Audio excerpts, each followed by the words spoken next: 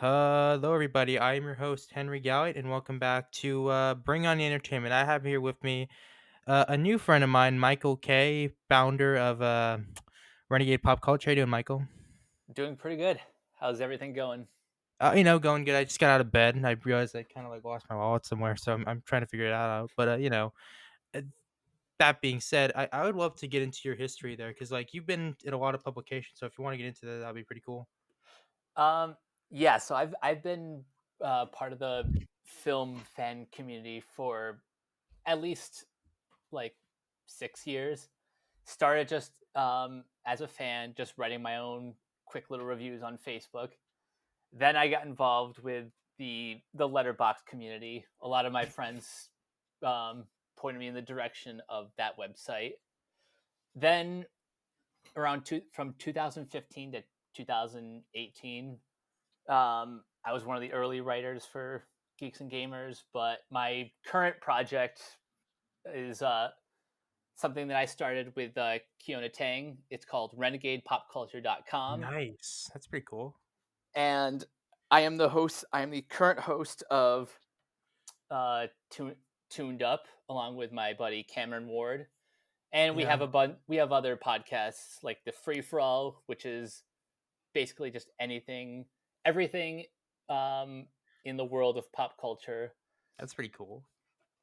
Um, and we also have a gaming podcast called Renegade Arcade. That's one I don't That's host, badass. but it's also part of the website. So Yeah. yeah, that's a brief little history of mine. Yeah. That's pretty cool. Like that's actually something that's really awesome here. So I kind of wanted to get into something here that I wanted to talk to you about here before we get into like some of the news and some of our main topics, which is going to be streaming here. But what is your opinions on clickbait culture, especially today? Because I think it's become like super rampant over the last couple of 2 to 3 years. I think with like these sites like Cosmic Book News, what other ones? We got this covered, comicbook.com. Like it's just like so many like clickbait things. And I'm not like saying they're like they need to be banned, but it's just sort of like I feel like it's become like a big problem because it's sort of like misleading readers into like fake news stories that are not true. There was one website from a few years ago. They must have disappeared, but I remember this website called Movie Pilot, which Yeah. would which was kind of the beginning of all these clickbait news sites.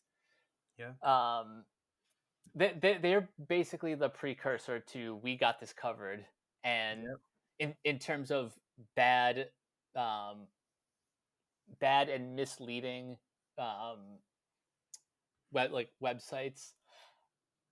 And look, if you and I have any friends who write for these websites, we're not Oh yeah, necessarily definitely. disparaging them. Just Yeah. the idea at large of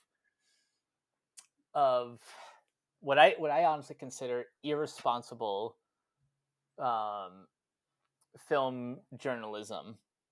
I would agree with that because like actually my buddy Trevor Norkey kind of left like his like a couple of his websites because he was like sick and tired of like this like clickbait nonsense. And I'm not saying and I kind of get why they do it because look, like we live in like a 24-hour news cycle thing. So I understand that like there's like you have to like have a story every so often, but dude, like is it really worth it if it's just gonna be just I mean not all sites do this. There are some reputable sites that I really do respect. Like I think Heroic Hollywood is actually probably one of the better ones.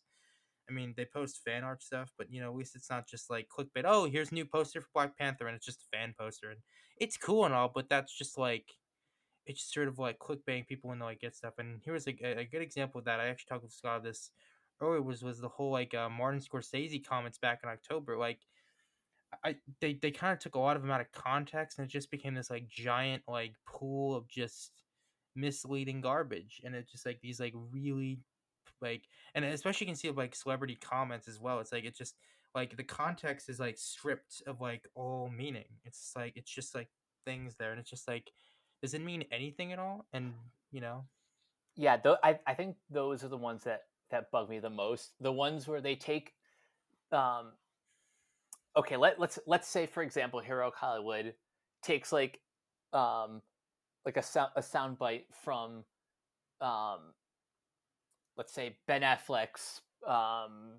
huge actor profile on Variety, and they only take the part that like relates to superheroes.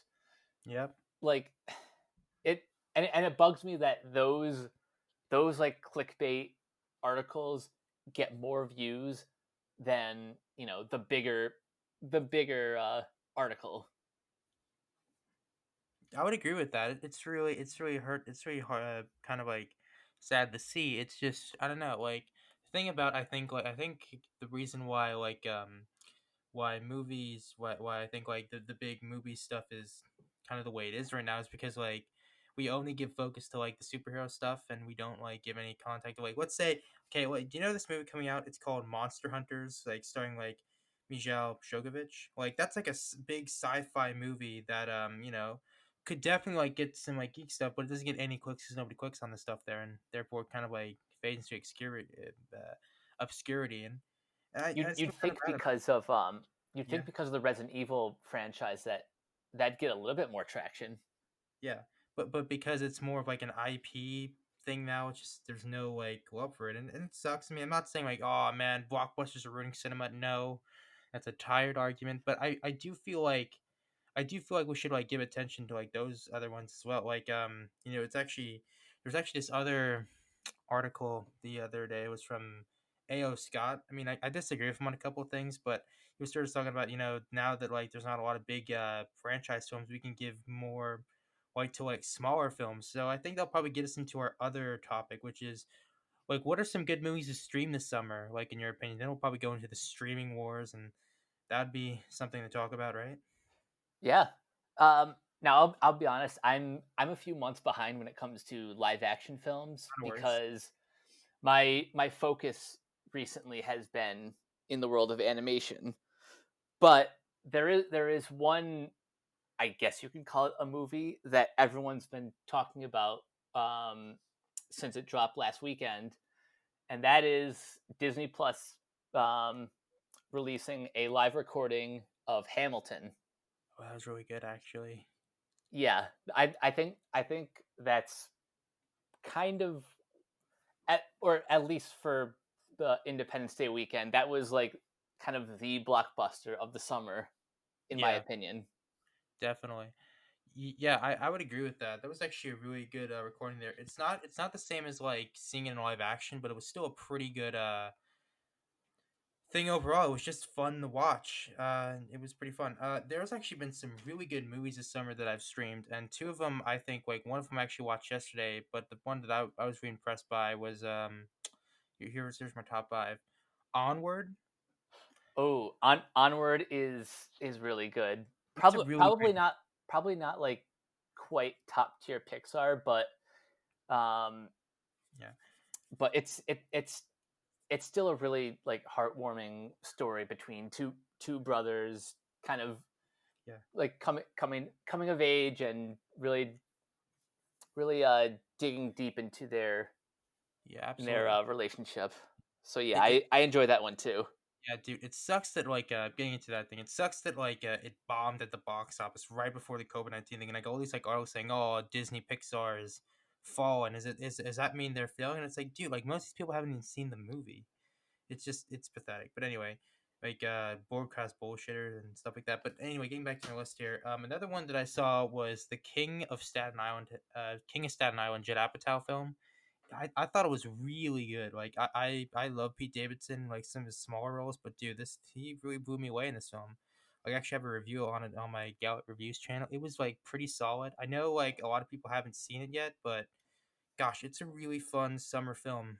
And of course, I saw The Five Blood, great film as well. Like Spike Lee has really impressed me over the last couple of years. I wasn't a big fan of his earlier work, like Malcolm X, but I do love Black Klansman and Five the Blood. It's a phenomenal film. In fact, he was actually a fan of Black Panther so much they actually cast Chadwick Boseman in the film. That's pretty cool. It's a great movie. And of course, I'm pretty sure you've heard of this one, but it's this Andy Samberg movie, and it stars the actress from Black Mirror, the Star Trek episode, and it's called Palm Springs. I'm actually gonna Yes, I've been meaning to see this one because all of my friends who've seen it already said like it's amazing. It's like a fun new riff on Groundhog Day. Yeah, And definitely, while there's been like a couple movies with that similar premise, this has like the sort of Lonely Island sense of humor, definitely. and it's yeah, definitely one I'm looking forward to catching up on. Yeah, and the actress name is Christian Militan Melody. I'm probably getting the name wrong, but yeah, there's actually a lot of history with this film actually because it's actually like probably like the big winner at Sundance this year. Like it got so much praise during January, and it's like oh man, and like Hulu and Neon sort of like broke a record for the amount of money they spent on it, which was like $17 million, and actually it broke the record by 18 cents, which is really cool to see like an indie film like that sort of like get the praise it needs, and it's gonna like thrive on Hulu, which is good. It's pretty fun. So, did you go over some of your stuff your streams? Well, you talked about Hamilton there, but I heard you like were kind of doing some like animation streams. So what animation films have you watched over the past couple decades, the past couple months? Um, well, there's one on Netflix called The Willoughbys. Okay. Um, it's a CGI film, but kind of has like the stop motion, sort of like Henry Selick kind of vibe. It's it's a great little throwback to animated films from like the 80s and 90s with like a really dark sense of humor. Yeah. Um, but yeah, that one's a lot of fun.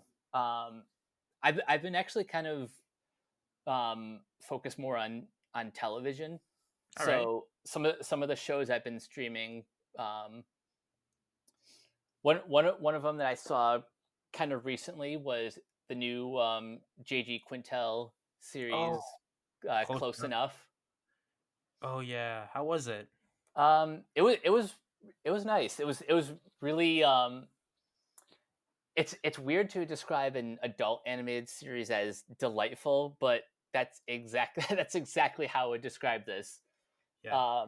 If anyone is a fan of the regular show, but wish it was you know geared towards an older audience, this is like the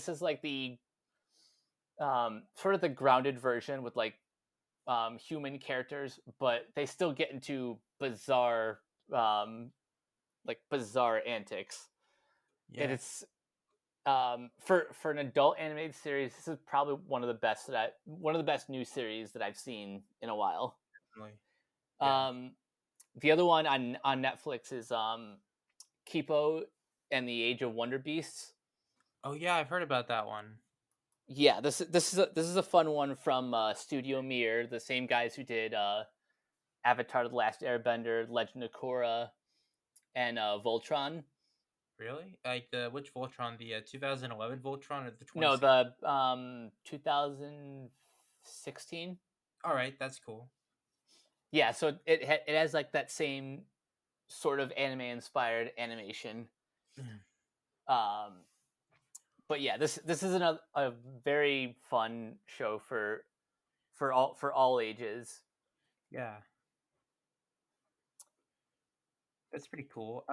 Going back to Close Enough, I actually watched the first episode on YouTube, and it very much reminded me of the old Adult Swim days. Like it really sort of harkened back to those, and even like like I really do love Regular Show. That was probably like one of like Cartoon Network's more edgiest cartoons because it is a channel for children, but I feel like in the 2010s, like Cartoon Network had this like very like resurgent of like the all ages cartoons like Gumball, Adventure Time, and Regular Show, which I didn't really appreciate at the time, but now as an adult, I watch those series and I'm like, these are actually like really good, and like I really miss Regular Show. It was such a great show, and it was phenomenal. And Close Enough sounds pretty good. Do you think we'll get a second season though? Because like it was pushed back like for a couple of years. Wasn't it like recorded in 2017, but like because of the Louis C.K. thing, didn't they like you know have Um, an issue there? it's not just that when AT&T and Time Warner merged, that also kind of pushed the show, like put it on the back burner until HBO Max picked it up, which Mhm. is great. I've I've heard whispers of a season two, but nothing's confirmed yet. But Gotcha. still, as long as people check out the series and it gets positive word of mouth, which pretty much is the case already, we're gonna see more. I hope so. I really hope it because it's really good. Like it's a phenomenal show. Well, it's starting out. We'll see. Like we'll see like a good riff of it like in like 4 to 5 episodes in. But yeah, uh, as for shows that I've watched that are not movies, I actually was kind of like diving into some of the Netflix stuff, and I gotta be honest with you, some of it was kind of disappointing. Like I did watch Space Force, really blew. Like it was supposed to be like Netflix's answer to The Office, and it just kind of just fell flat on its face. Like it was such a shame because like there was like an all-star cast attached to it, and there were some jokes that were pretty funny, but I feel like the episodes are a little too short and like they were kind of on the nose. Like the political commentary is like very just not subtle. It's just that was just me. Um, I never watched Space Force, Good. partially because of the bad word of mouth, but also it just wasn't really appealing. I would agree with that. Despite the all star cast, like if if reviews were a little bit stronger, I it might have pushed me to uh, check it out, but unfortunately, I just couldn't get into it. Yeah, I would agree with that. Another show that I was watching that I was kind of like I was a little bit let down by also was this other. I actually got into The Witcher, and honestly, I know a lot of people were like sort of like excited about it, but honestly, I just felt like it was kind of bland. You know, it felt like a Game of Thrones ripoff to me. That's what I want to check out someday because Yeah, I've heard kind of mixed reviews from like all over the place. Some people saying like it's better than Game of Thrones. Others who are probably more Game of Thrones purists are like, this one doesn't pass muster. But I want to check it out because I'm a big Henry Cavill fan, and I want to support things that he's doing outside of the DCEU. yeah. I totally see that. It all depends on like what it all depends on like what happens next. Another thing that I was like sort of like interested in was I think what was it I was talking about here? Another one that I was actually really excited to see this summer, and I think it got pushed back was I know we're gonna probably get into streaming stuff here was actually it's not pushed back, it's actually came out this July, which is season 2 of Umbrella Academy. Like that to me sounds pretty cool. Like it looks pretty good. Like it may not be as good as the first season, but I'm pretty sure I'm hopeful that it will kind of shake up the whole thing. You know what I mean? Yeah. I still have to go back and watch season one of Umbrella Academy, but hearing that we're getting a season two this summer has me excited. Definitely. I would definitely agree with that. Another show that's coming back this year. Another show that's coming out, I think in September is The Boys, which Yes. I think looks really good. Like I think the first season like didn't have like enough bite than I thought it could have had, but it was still a pretty good first season. Hopefully the second season has like a little more just to it. I was a big fan of season one of The Boys. Um, it's it's not an easy thing to adapt adapt a comic that has a very early 2000s vibe and kind of update it to like the modern day superhero landscape. But I thought they did a really good job with the adaptation, and i'm I'm fascinated to see where they take season two. Yeah, I would agree with that. I think I really do think it's gonna be pretty solid. I wonder I wonder how the new editions will sort of like turn out in a way because I don't know like usually like with season twos I don't love them as much as the first season, but I hopefully if it's just good then I'll be happy. Like in the trailer looks pretty damn great actually, personally. Yeah, this season might have the potential to be. um, like to be a little to rise above the first season. Um, but we'll see. Yeah. I could definitely I can definitely see them sort of like rising above the first season. But anyway, let's get into the streaming service stuff because that's actually kind of fun to talk about. So here's a good thing here. So like let's go for like all the services together if you have one. So I think we should probably start with the big one that is kind of like fallen flat on its face, which is Quibi. Like this is like one I thought would have huge potential because it had like Jerry Katzenberg behind it, who we're going to maybe do an episode by the way sometime, and also this other Apple exec. It kind of I don't know. It just kind of like didn't take off. So you have any thoughts on that? Quibi is probably I don't even know where to start.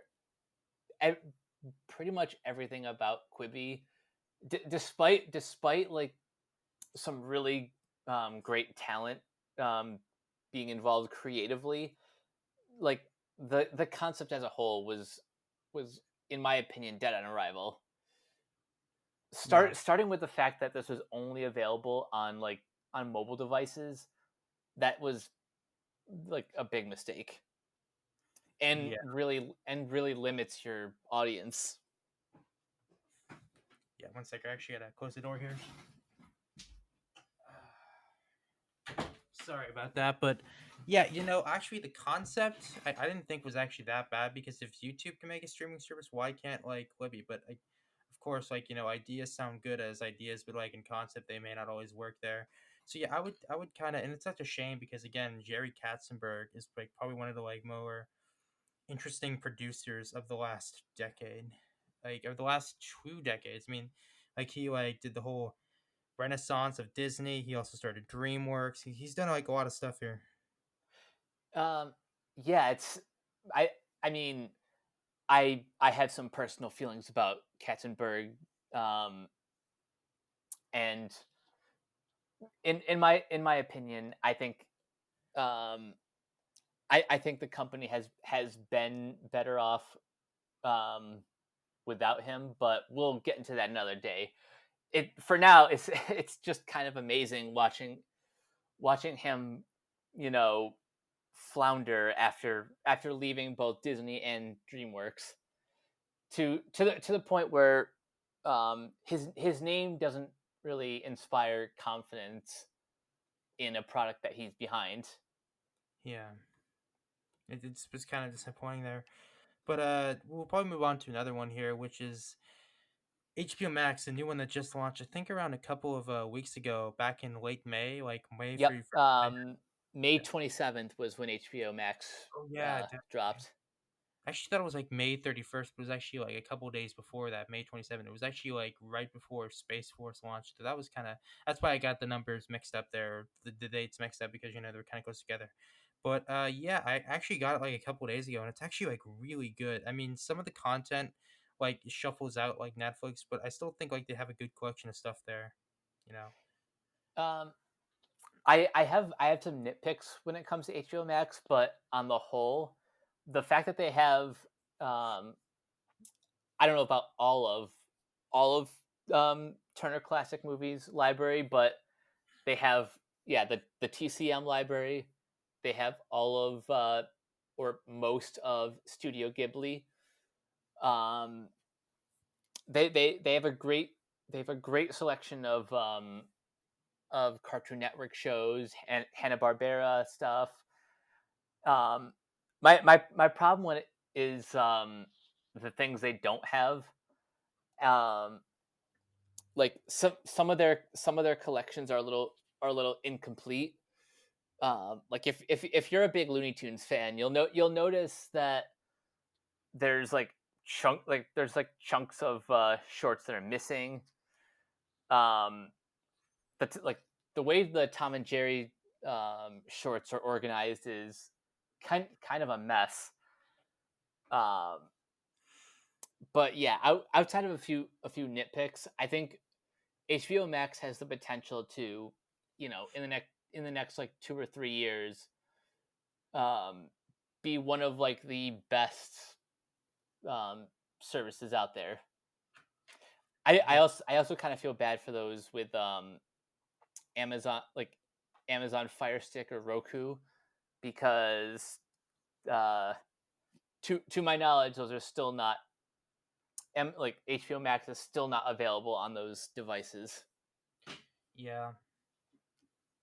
That's which kind of sucks though because like it could like reach a more wider audience because again I really think HBO Max has the potential to be probably one of the better streaming services out of all the stuff here, you know, and yeah, I just hope it sort of succeeds there. Another one that I think was like kind of obscure, but like I didn't realize just launched, which was Peacock. Like I realized that it actually launched back in April and nobody talked about it, which kind of sucks, unfortunately. Because I think they have some pretty good stuff. They have like a lot of the Universal IPs, but honestly, like the visibility of it is kind of laughable, personally. Um, so from what I understand, Peacock will become available for everyone on July 15th. But if you have Xfinity, Mhm. then you've already kind of had the first look of Peacock. And a lot of what I've heard about the interface is like that's what people have the most problem with. Mhm. Um, and that's kind of disappointing to hear because you know that's something that could make or break a streaming service uh, if like um let's say you're trying to find a movie but you don't know the exact title, or you want to look up movies either by director or studio or actor. um I've like from what I've heard, like the search bar is useless unless you know exactly the movie or show that you're looking for. Yeah, And because that seems very counterproductive. yeah, I would agree with that because like when I was using it, like the thing was is that when I was trying to like find the stuff, because like when I just said Shrek and like I found Shrek was actually on Peacock, but if I like use the search bar like to find Shrek on Peacock, it kind of like takes forever to like find it. So it just kind of like became sort of like, oh, screw it. Is there any point to that? So yeah, not a lot to talk about yet. I know there's some original content coming out there, but I haven't really taken a look at it, so I can't really say anything about it yet. So you know, another thing that another service that I think I wanted to dive into was actually I think probably Apple TV Plus. So have you watched a couple of shows of these, or just kind of like stayed away from it? I've like browsed the service a little bit. Yeah. I am it's one of the handful of services that I'm paying for just because why not? Um, funny enough, the only like the one show um that I've watched at least one episode of was Snoopy in Space, because I grew up a big Peanuts fan, so I wanted to see what this show was about, and it was cute, it was fine. Um, although I've heard that there's there's a few titles that have gotten some buzz. The morning show is one of them. Um, Defending Jacob, that new series with Chris Evans, and Greyhound, I believe, um, is available this weekend. The new Tom Hanks World War II film. Yeah, that's Greyhound actually. It's actually been getting pretty good reviews, so hopefully I can have a chance to check it out this summer because you know now that I have like a little more extra free time, I can sort of like stream that. So yeah, I'm looking forward to see it. There's actually another movie that came out on their streaming service. It was called The Banker, starring Anthony Mackie and Samuel L. Jackson. I actually saw that. It was actually pretty good. Yeah, that's what I'm interested in checking out someday. Yeah. Another show that I was actually like a big fan of was actually the morning show because I'm a big sucker for like the Aaron Sorkin type of shows like West Wing and Newsroom and those. And that show really kind of harkened back to that. It had a more of a Me Too spin on it, but it was pretty good.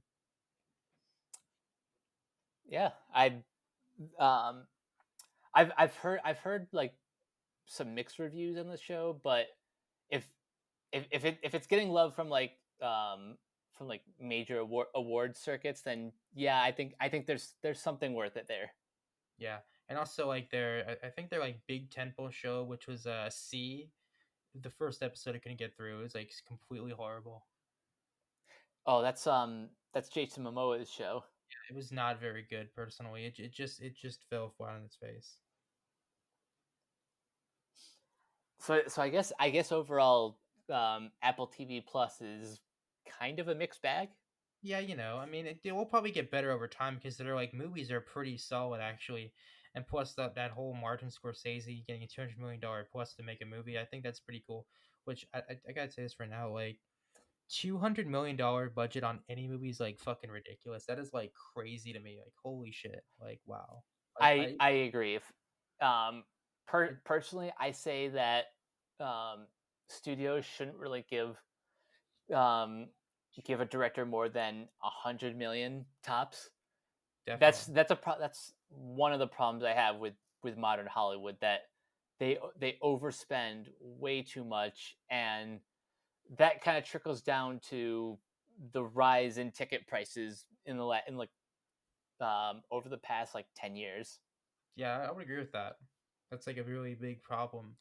And like it's actually one that not a lot of people realize. It's like, oh yeah, $200 million, that's nothing to Hollywood. It's like, dude, like that's actually not their money. Like some people like make the weird assumption that like, oh man, that money is from their box office, but actually it's stuff they borrow from like investors though, actually. The money they like use to like to like spend on movies is actually like shareholder money, I believe. I mean, I could be wrong on that, but the money's not from the studio, it's actually from another investment thing. Plus, So when you notice like movies that open with like six different production logos, yeah. um, like that's how you know that the like I mean that's one way to tell how a movie was financed, first of all, and second, um, where the money is coming from. Even if it's like even if the budget is like is only like um I don't know 600,000. Um, though, like all those production company logos are like sort of kind of pointing you in the direction of where the money is coming from. Yeah, I would agree with that. I definitely see that. So yeah, but hopefully I'm looking forward to it because it's a Martin Scorsese film, and though like I disagree with him on his Marvel comments, I really do like his films though.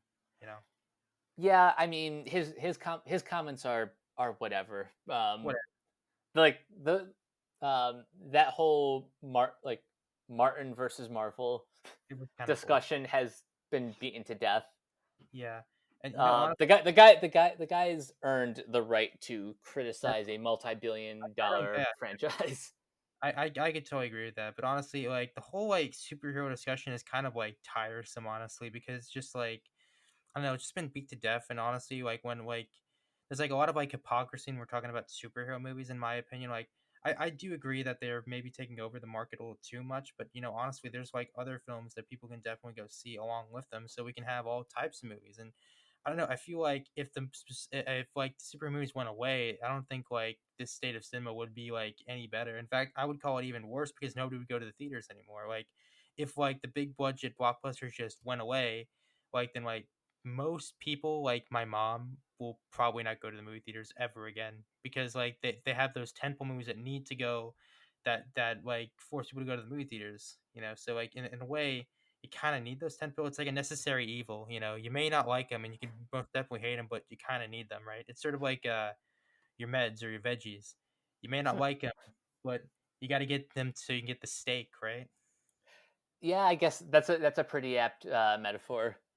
Yeah, Um, like Hollywood has a lot of problems, but as long as people are going to the movies, well, now they probably they shouldn't.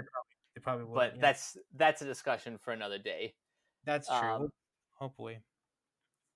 hope like I would love I would love to see the you know like the movie theater industry, um, you know, get back on its feet, but not until we're ready. I would agree with that. I would definitely agree with that. So anyway, sorry to get off track there. It was just wow. That was kind of like a weird thing and kind of like a tangent there. So let's go into the other two here. So another one was Amazon here. I think Amazon is actually probably one of the better services as well because I think it has like a really good chance of because like they have like really good shows and plus like if you like subscribe to Amazon Prime you get like Prime shipping. And again, the Amazon monopoly, I know that's been done to death as well, but the service they have I think is pretty solid. If I'm not mistaken, I think Amazon Video has like one of the largest libraries of content. I um I'll have to I'll have to look up the exact graph later, but if HBO Max has like 10,000 hours, then Amazon has like 100 or something, maybe only like 50,000 hours, but still that's a pretty large library for for that service, which is great for for people who either can't afford the other services or like or just like people around the world who don't have access to things like um, DC Universe or HBO Max or Hulu. Yeah. So that's one of the benefits of of Amazon. Yeah, and speaking of DC, did you hear about the news that they're actually making a Batman spin-off show? Yes, this is a spin-off. They're calling it Gotham PD, and it's set in the universe of the Batman, directed by Matt Reeves. Yep. Um, what's cool about this is that it seems like they're really taking influence from the Greg Rucka and Ed Brubaker comic called Gotham Central, Oh which yeah, really just focused on the cops. yeah. Um, they focused on um, the Gotham PD, and they're really telling smaller stories set like adjacent to Batman. Batman in the comic shows up every once in a while, but the focus is really on like Jim Gordon, Renee Montoya, and that group of characters.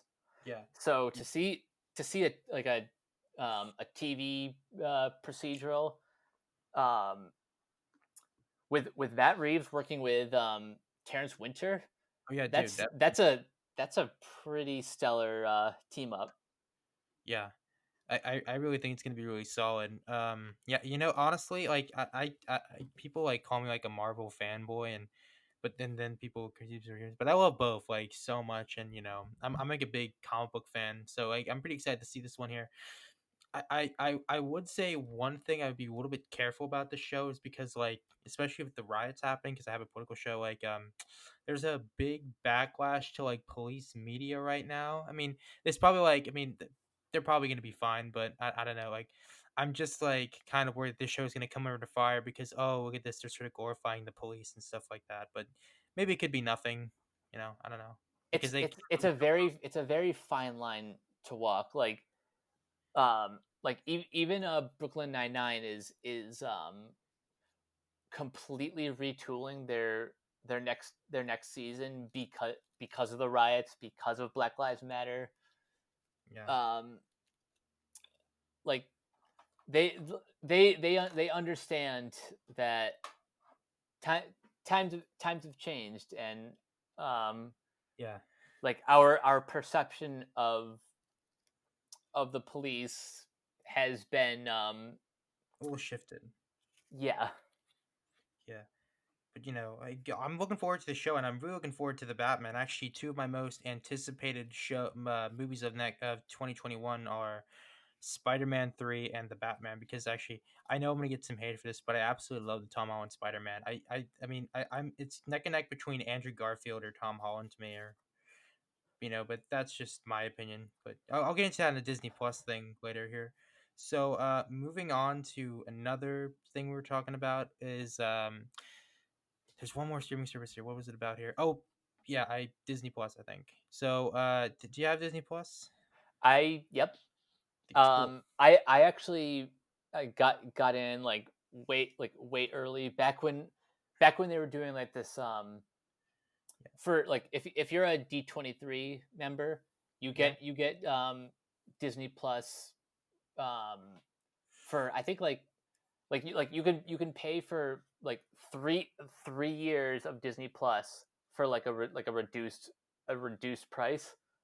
that's pretty cool. And it was a really No sorry worries. about Ah, you're fine. Yeah, so yeah, for me, the thing about Disney Plus is that I really like the site there. It's just like kind of low on like new content. And actually one of the things that I'm like a little bit bummed about is that they haven't like taken advantage of like the Fox IPs yet. I'm kind of like very bummed that like stuff like Ford v Ferraris on HBO Max, because like that stuff Disney owns now, so they can just put it on Disney Plus, and so like you can have like the family stuff along with like the 20th Century Fox adult stuff. I mean, not like R-rated like stuff like that movie back in August of last year. It was Ready or Not. I mean, I'm pretty sure that would be more of a Hulu thing, but it's pretty good here. Another thing that I was a little bit bummed about with Disney Plus is that they don't have the Tom Holland Spider-Man movies, which sucks because I don't know. I feel like those movies on their own streaming service is kind of a bummer, but like if they're part of the MCU stuff, I think it's better. Yeah, that's one of the downsides of Sony still retaining the rights to Spider-Man, Yeah, that it kind of prevents Disney from having the complete MCU on their service. yeah. As far as the lack of Fox content on Disney Plus, that is disappointing. At least when it comes to um, like some of their either like classic titles or just like general family friendly stuff. Yeah. Um, Did you have like Song of Music there? I think on there as oh yeah, well. the Sound of Music um, is it's one that's recommended every time I watch like a musical on Disney Plus. Like if I'm watching like every time I've seen Hamilton, or I watch like Mary Poppins or one of the other musicals, like The Sound of Music is always the next thing that's recommended. It's kind of funny, but I also understand. Yeah. Um, the reason you're not going to see new Fox movies on Disney Plus for a while is because HBO Max. because Fox has a contract with HBO that does that um it doesn't expire for another like 2 more years. Oh, dang it. All right. So that's why you're not going to see some other titles on the service. Not to mention the fact that Disney won't put anything on on their streaming service that's not, or they won't put anything in there that's rated R. I mean, I could kind of see that because again, like Disney is like a family company there, and I mean it's their platform; they can do whatever they want with it. But it is a little disappointing here. But one thing I hope they really do take advantage of is the Fox IP, like making TV shows of Fox like IP stuff like Predator, Top. What is it? It was that Arnold Schwarzenegger movie back in 1994. Oh, True True Lies. Lies. Yeah, they're making a show with McGee, which we'll see how that goes. I mean, I think McGee is an interesting director. I wouldn't call him a great director, but he's interesting. Yeah, great would not be the word to describe him, but Yeah. in recent years he's been gaining a little bit more respect in like the indie horror scene. Yeah, didn't he do this movie called The Babysitter back in 2017? That was actually pretty all right. Yeah, yeah, Yeah. with Samara Weaving. Yeah, Samara Weaving. There was like a YouTuber on there as well. Yikes. Yeah. But yeah, it's I don't know. We'll see what happens there. I think another one I think this is one that they would be stupid not to capitalize on it, which is Percy Jackson. Like, dude, like I was actually a big fan of those books as a kid, and like they could make a really good show out of that out of those IPs. Like I really think that they could do a solid job with that. Um, I believe a Percy Jackson series is currently in development, which is good because a now you have the original author Rick Riordan on board. Yep. So like regardless of how the show turns out, at least it's better than like anything they do is going to be better than the movies when you have the author Yeah. throwing his support. Yeah. And then let me just say those movies were like absolutely terrible. Like I'm sorry. I know Chris Columbus directed them and I actually like him as a director, but oh my god, it was so bad. It was so bad. Like especially the sequel. I think the first one was like, yeah, it's bad, but at least it's like you can get through it. But the sequel, I just couldn't get through it all. You know? I don't think I even saw the sequel. Yeah. I Like was because of how bad the first one was. yeah. And again, it was directed by Chris Columbus, the guy that did the first Home Alone and the first Harry Potter movies. It's like yikes. Ah, how the mighty have fallen. And also Pixels. He did Pixels. Like wow. Like just really inconsistent movie stuff here. But of course, let's get into the meat potatoes of Disney Plus, the Marvel and Star Wars content. Like that stuff to me is going to be like they're very big sellers there. Like I know a lot of people are kind of groaning about the MCU TV shows, but I'm actually like excited to see what they do because this kind of like stretches Marvel's like things so they can take like more risks. Like I the stuff I've heard of like WandaVision is definitely gonna like put Marvel back into the spotlight because I think Marvel for the past couple years is sort of like played it a little safe. Like I do think they made some great series of films like the Spider-Man movies, the Black Panthers, the Avengers. But they've also had these movies like Doctor Strange, Captain Marvel that have sort of like reinforced that Marvel is just nothing more than just fun movies. So hopefully these TV shows I think can help sort of elevate them. And now that Marvel has some new talent like Destin Creighton, who did Oh yeah, I think it's his name is Daniel Destin Creighton. yeah, dude, like he's like a great director. Like he did this movie called 12 Short and Oh also the yeah, short term 12 is probably one of the best directorial debuts that um I've seen in a while. yeah. And another movie that I was also and actually definitely good. And also they have like the third Tom Holland movie, which I'm really excited for that because they do a really good job with Spider Man. I know people hate the Tom Holland Spider Man a lot, but I don't know. I feel like they had to try something new, and for what I've seen, I think it's worked pretty well. You know. But anyway, getting back to Marvel here, they've like also have Sam Raimi for Doctor Strange too. So that's like I actually wasn't a big fan of the first Doctor Strange. I thought that one was kind of like a bland Marvel movie, and it I liked it. Um, I liked it just enough for like the visuals and like the score, and I like I like Benedict Cumberbatch in the role. Though I do agree as far as like like the narrative, like the story felt a bit derivative, but I think there's a little bit more to there's a little bit more to the details of that movie yeah than like the movie overall, yeah which is why I am perfectly okay with revisiting that one um, every once in a while. yeah I would definitely agree with that. It's pretty good. And last but not least thing about Marvel that I'm actually also excited for is thing about the Sam Raimi thing is that like my hope for Doctor Strange 2 is that it sort of turns out like an Iron Man 3 or a Thor the Dark or the Thor Ragnarok where it's sort of like you take this like very big name director and it's sort of like put their own spin on it. Like I think Iron Man 3 doesn't get enough credit that it deserves. Like I think that movie really twists the Iron Man movies into something I think really special. And Iron Man 3 is actually my favorite of the Iron Man trilogy. I know the first Iron Man, um, you know, that's the one that launched the MCU. But if I'm being honest, like as a film, it doesn't hold up as well once you get to the third act. But um, like I understand the praise that it gets. I acknowledge that without that first Iron Man, we wouldn't have the MCU.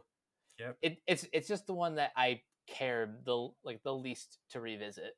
Yeah. And actually, one of the weird things about Marvel movies that are kind of weird to me is that I actually like watching the more recent movies than the older ones. Like, I actually like watching I mean, even though I don't like Doctor Strange that much, I would still rather watch that one than like the first Iron Man or the first Captain America, or I would rather watch Civil War than like the first Avengers. You know? Of the Phase One films, my favorite is Captain America: The First Avenger because it has a very kind of pulp um, like a pulp vibe, and Joe Johnson is kind of like he's kind of perfected that like that old fashioned 1940s Yeah. style filmmaking. Didn't he do the Rocketeer? Right. He did do The Rocketeer, So yeah, that's and why. I actually saw that for the first time a couple weeks ago on Disney Plus. Look at that. Hey, plug. Yeah, that's pretty good. So yeah, going back to the whole thing, I really think Marvel has a pretty good future. I really hope they have the time to stretch there because again, like movies like the Eternals and Shang-Chi have really good directors behind them that are not just like cogs in the machine. I think both of them are like pretty like established directors, and I hope they do it pretty well. And I hope they prove like a lot of the naysayers wrong. So I hope that one's worked there. The Star Wars one, I have a little bit of mixed feelings on the Mandalorian season two because as much as I do love John Favreau, he's not the best with like follow up features. Like I would agree with that wholeheartedly. So like I think I got a lot of evidence to back this up here. So remember like Iron Man one, right? It was this really good, solid movie, but then he did followed up with Iron Man two, which was not as good. I mean, I wouldn't call it a terrible movie, but it wasn't like as good as the first one. The same thing with like the Jungle Book. Like he Jungle Book was like a really solid movie, but then he did The Lion King, which is very mediocre. So my worry for the Mandalorian is that he's gonna like do the same thing where he follows up this like really good first season of the Mandalorian, and then just like sort of like dwindles with the season two. And like I'm a little bit worried that they're like stuffing it so much of like fan service. It's just like oh my god, it's gonna like break. I understand those fears, Yeah, like especially especially if you've looked at Favreau's track record with like you said um, some of his follow ups, but at the same time, I trust in Dave Filoni enough to that and some of the directors that have been announced, yeah, absolutely. like Robert Rodriguez. His episode is probably the one that I'm looking forward to the most because I've always wanted to see what Rodriguez could do playing in this playground. Yeah, I really think it's gonna be pretty fun here, and I heard like James Mangold was gonna be an episode of that, but honestly, I don't think James Mangold has any interest in doing that, which is kind of weird because he's like doing Indiana Jones 5, which is like, didn't he like say he was like done with franchise films, and yet like after 4 B, he's doing like Indiana Jones 5? I don't recall exactly his comments, but had like bringing him on board to direct Indy 5, It's kind of a good move. it means we're gonna get something pretty special. Yeah, I Like hope so. like I'm picturing in my head something like something in the style in the style of Logan, but obviously not R rated. Um, but just to see Harrison Ford come back one more time and redeem himself after Kingdom of the Crystal Skull is Yeah. something is something I think we should all be excited for. And I know to get off topic here one more time, but dude, I think Steven Spielberg should stay away from like blockbusters now. Like I think it's not a style here. Like I did really like Ready Player One a lot, but like his other films like the BFG, King of the Crystal Skull, and I suspect West Side Story are not very good. So I feel like he does better with these like more like historical dramas now, and I think that's good for him. And if he sticks to that, I think he'd be solid there. You know. I want to see what he does with West Side Story. But I agree it it's weird to say that he's aged out of blockbusters, Oh yeah. but but at the same time his more like historical films have gotten a better better reception than him going back to the well. Yeah. Even though I liked the BFG, and I think his The Adventures of Tintin is Oh, one yeah. of the most underrated films of the past decade. Yeah. Actually, I think like his most like underrated movie, or actually is like 2000 and 2001 movies, like AI. Like it's a movie I like phenomenally love so much. Like that to me is like Spielberg's like biggest challenge, and also Minority Report. But I'll get into those another time in a Spielberg episode. But yeah, that was like pretty solid there. So I think we should probably get into the final like streaming service, which is Netflix. I got a lot to say about Netflix because I really think I really respect them a lot, but at the same time it's like I feel like some of their business practices are going to really come and bite them in the ass because they're like in $15 billion of debt. Like holy shit! Like I'm like surprised that they're like still in open. Like I'm worried that this is going to become like Movie Pass, or like they're just going to like slowly decay like in a couple years. I mean, thankfully the coronavirus sort of like strengthened their defenses, but I'm just kind of worried that they're just going to like outspend what they're making. I the thing about Netflix is um having no like inside knowledge of how they operate, like from the outside looking in, they because they've been around for um close to a decade, if not more. They feel like Teflon to me. Like they're not. I don't see them going away anytime soon. That being Hopefully, said, a big problem that I have with the service is um a lack of basically a lack of of P&A. yeah. Like they produce so much, like so many movies and TV shows, but unless you're actively searching for them, like if you're like a newcomer, um you'll like you won't find out about a new series until like at most a month in advance.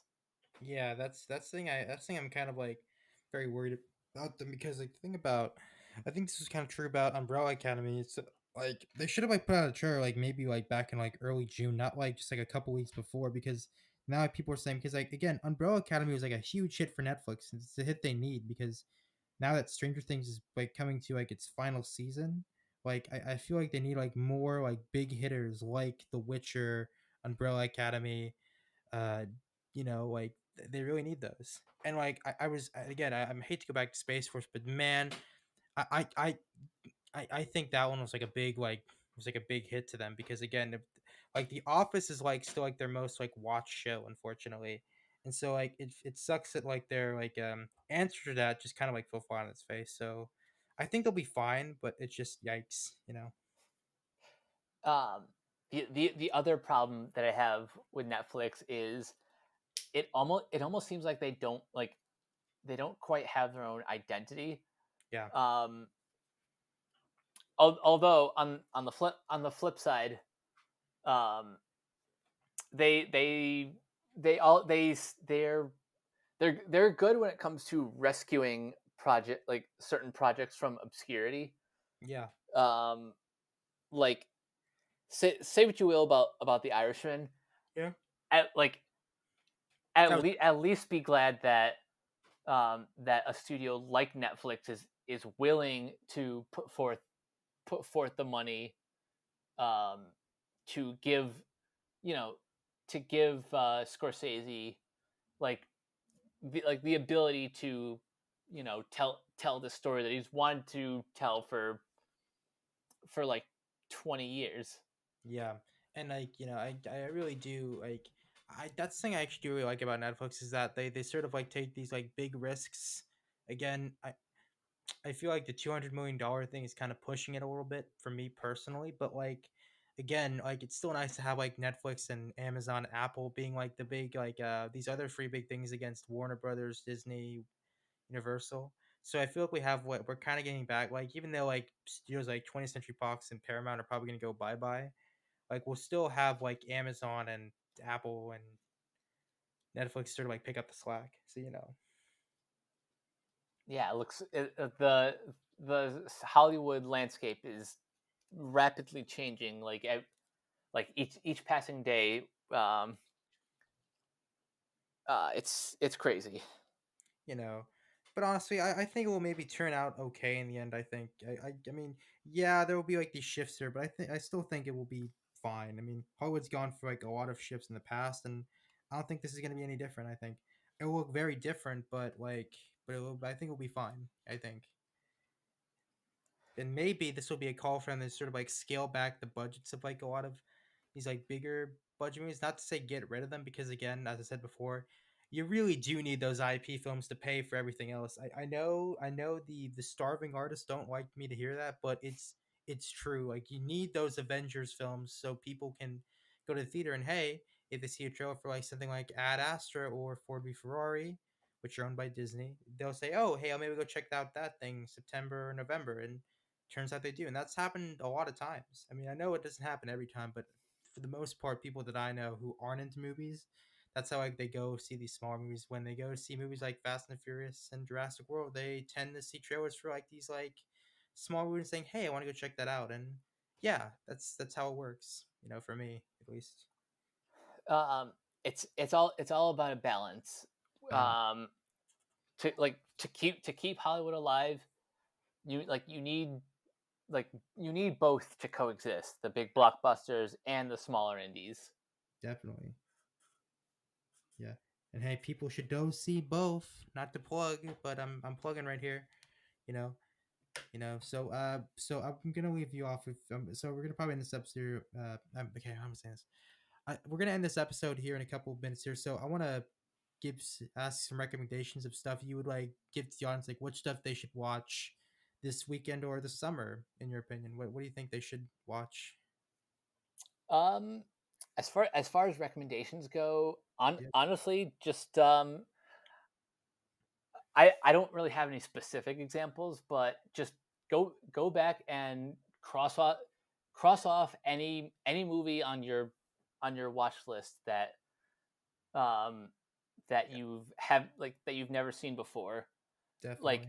if if you um I would recommend either checking out the AFI Top 100, Yeah. or say you want to catch up on the Studio Ghibli films. Yeah. Those are all available on HBO Max. Um, and if you're a DC Comics fan, I would check out the first two seasons of Harley Quinn on DC Universe, That's pretty good. and Doom Patrol on HBO Max. They had season two just started, 2 weeks ago, and you can watch all of season one, which I highly recommend. Absolutely. Like, I actually haven't seen the Harley Quinn show just yet. I mean, because I haven't had like Disney Plus, or actually not Disney Plus, DC Universe. It was like 74 for bucks up front. It's like, sorry about that, but I'm gonna definitely go see it once it comes on HBO Max. And I'm getting through Doom Patrol right now, which is actually pretty good. Like superhero shows have like really come a long way. But anyway, my recommendations are gonna be the two Safdie brother films on Netflix, Good Time and Uncut Gems. Those are like my favorite A24 movies. Yes. Those are both phenomenal movies, so check those out. Like one of them stars Robert Pattinson, who's the new Batman, and the other one stars Adam Sandler, who's the favorite guy you hate. But hey, he's great in the movie.